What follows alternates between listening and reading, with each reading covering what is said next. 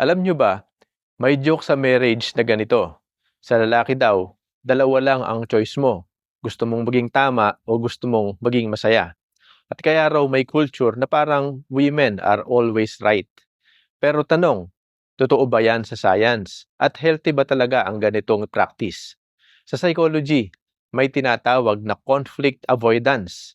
Maraming lalaki ang natutong umiwas sa away, hindi dahil mahina sila, kundi dahil stress response ito. Ayon sa study sa marital communication, kapag may conflict, mas mataas ang physiological stress ng lalaki. Mas mabilis tumaas ang heart rate at cortisol. Kaya, mas gusto nilang tapusin agad ang away, kahit isuko ang pagiging tama. Samantala, maraming babae ang mas emotion-focused sa conflict. Hindi nila hinahanap kung sino ang tama.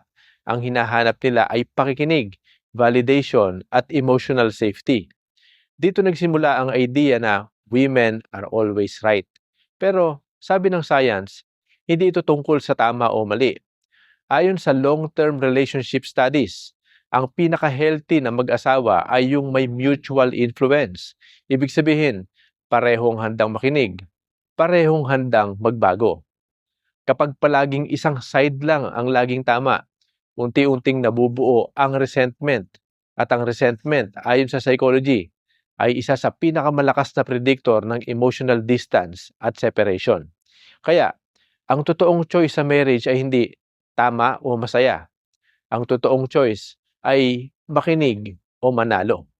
At sa dulo, ang relasyon na tumatagal ay hindi yung may laging tama, kundi yung parehong marunong umintindi.